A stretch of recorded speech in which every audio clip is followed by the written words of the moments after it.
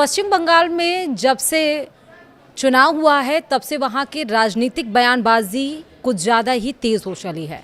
इस वीडियो में बात बंगाल की राजनीति की। आखिरकार किसने कह दिया कि अब बहुत हो गया, बोलने दीजिए। टीएमसी के वो 3 विधायक कौन हैं जिन्होंने ममता बनर्जी और अभिषेक बनर्जी को जमकर झाड़ा है? इस वीडियो में बात हम इसी मुद्दे पर करेंगे। नमस्कार, आप देख रहे हैं न्यूज़ 18 का डिजिटल प्लेटफॉर्म। मैं हूं आपके साथ श्रुति श्रीवास्तव।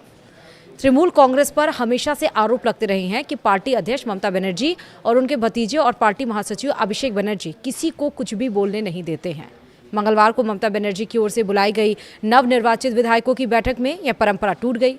टीएमसी के 3 वरिष्ठ विधायकों ने ताबड़तोड़ ममता बनर्जी और अभिषेक बनर्जी को झाड़ा, लेकिन दोनों ने कोई विरोध तक नहीं किया, बल्कि चुपचाप सुनते रहे। ऐसा क्यों हुआ वो हम आपको इस वीडियो में बताएंगे, विस्तार से समझिए। दरअसल पश्चिम बंगाल चुनाव हारने के बाद तृणमूल कांग्रेस यानी कि टीएमसी में बगावत की अटकलें लगातार बढ़ती जा रही हैं।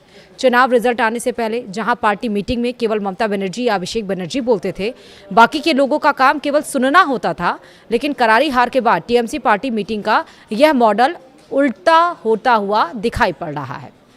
मंगलवार को ममता बनर्जी और अभिषेक बनर्जी के कालीघाट वाले घर पर टीएमसी विधायकों की मीटिंग बुलाई थी। पार्टी अध्यक्ष के बुलावे के बावजूद 80 में से केवल 67 विधायक यहां पहुंचे। 7 विधायकों ने पार्टी मीटिंग में नहीं आने की वजह बताई, लेकिन बाकी के 6 विधायकों ने कोई सूचना देना भी मुनासिब नहीं समझा।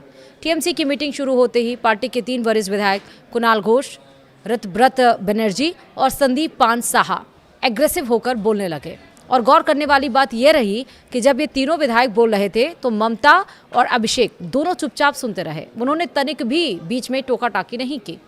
इन विधायकों ने विधानसभा चुनाव में पार्टी की करारी हार के बाद पार्टी के शीर्ष नेतृत्व की सीधे तौर पर आलोचना करने में कोई कोर कसर नहीं छोड़ी। सूत्रों ने बताया कि मीटिंग में तीनों विधायकों ने भवानीपुर में ममता बनर्जी की हार से अपनी बात शुरू की। कहा कि इस सीट पर 267 बूथों में 207 पर शुवेंदु अधिकारी आगे रहे। अगर हम सही रणनीति पर चल रहे थे तो ये हालात क्यों हुए? द टेलीग्राफ में प्रकाशित खबर के मुताबिक बैठक से जुड़े कई सारे सूत्रों ने बताया कि बेलेघाटा के विधायक घोष, उलबेरिया पूर्व के विधायक ऋतव्रत और एंटाली के विधायक साहा पूरी तरह से नाराज दिखे। ये तीनों विधायक पार्टी महासचिव और डायमंड हार्बर से सांसद अभिषेक बनर्जी के करीबी माने जाते रहे हैं। तीनों ने एक सुर में कहा, अभिषेक के फैसले जिन्हें पार्टी पर जबरदस्ती थोपा गया था वही चुनाव में पार्टी की बुरी हार का कारण बना। उन्होंने सवाल उठाया कि रीपोलिंग से पहले जहांगीर खान ने फाल्टा से नाम वापस क्यों ले लिया। अभिषेक बनर्जी की तरफ इशारा करते हुए पूछा कि वो तो आपके लाडले हैं, फिर चुनाव लड़ने से भाग क्यों खड़े हुए? जब पार्टी नेतृत्व ने यह कहने की कोशिश की कि जहांगीर के फाल्टा से चुनाव न लड़ने के फैसले से पार्टी ने खुद को अलग कर लिया है और इस बारे में सोशल मीडिया पेज यानी कि सोशल साइट एक्स पर जानकारी भी दी गई थी, तो उन तीनों में से एक ने कहा, प्लीज़ मुझे बताइए कि आप मजाक कर रहे हैं। तीनों विधायक जिस तरह से बोलते जा रहे थे उसे देखकर बुआ यानी कि ममता बनर्जी और भतीजे अभिषेक बनर्जी को समझ में नहीं आया कि अचानक ये क्या हो गया, कौन सी आफत टूट पड़ी। वे दोनों बस चुपचाप बैठकर सुनते रहे। तीनों विधायकों की बातें सुनकर वह सन्न नजर आ रहे थे, लेकिन वे कुछ बोल नहीं पाए। गौर करने वाली बात यह है कि यह सब तब हुआ जब कुछ ही देर पहले ममता बनर्जी ने बड़े बड़े दावे करते हुए कहा कि आने वाले समय में केंद्र की सत्ता से बीजेपी का पूरी तरह से सफाया हो जाएगा। बता दें कि जब भवानीपुर सीट से जुड़े बूथवार आंकड़े सामने आए तो टीएमसी के लिए यह बड़ा झटका था। इन आंकड़ों के मुताबिक जिस सीट पर शुवेंदु अधिकारी ने ममता को 15,105 वोटों से हराया था, वहां 28 बूथों में ममता को 50 से भी कम वोट मिले थे। कुल 267 बूथों में से 207 बूथों पर शुवेंदु अधिकारी से पीछे चल रही हैं। शुवेंदु को 39 बूथों में 50 से कम वोट मिले थे, लेकिन उन्हीं बाकी जगहों पर इसकी भरपाई कर ली गई थी। घोष, ऋतव्रत और साहा की इस तीकड़ी ने कोलकाता नगर निगम क्षेत्र में ही अभिषेक के नाम पर कथित तौर पर मौजूद 43 संपत्तियों की सूची का जिक्र भी किया। मीटिंग में तीनों ने भ्रष्टाचार के इस स्तर की कड़ी आलोचना भी की।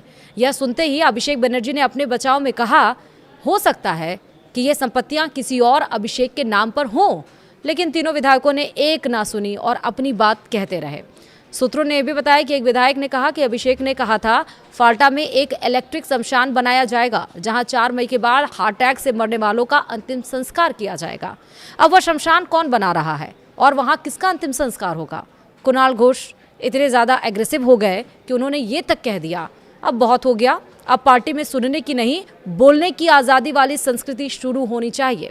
उन्होंने कहा कि उनके कालीघाट वाले घर पर ऐसी बहुत सारी बैठकें हो चुकी हैं और अब हमें यानी कि तृणमूल को सड़कों पर उतरकर गरीबों और बेसहारा लोगों को भगवा बुलडोजर सेना से बचाना चाहिए।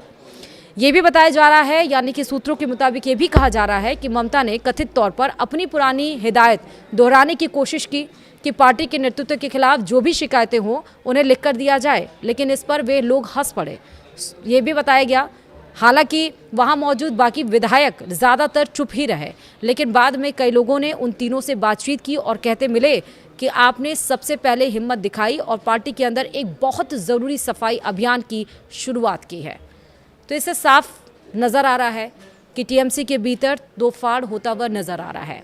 ममता बनर्जी की आंखें जहां कोई बोल नहीं पाता था, वहां अब लोगों के बोलने की हिम्मत भी नज़र आ रही है और आंखें तरेरने की भी। तो क्या हाल उत्तर प्रदेश में जिस तरह से बहुजन समाजवादी पार्टी का हुआ है, क्या पश्चिम बंगाल में टीएमसी का भी हो जाएगा?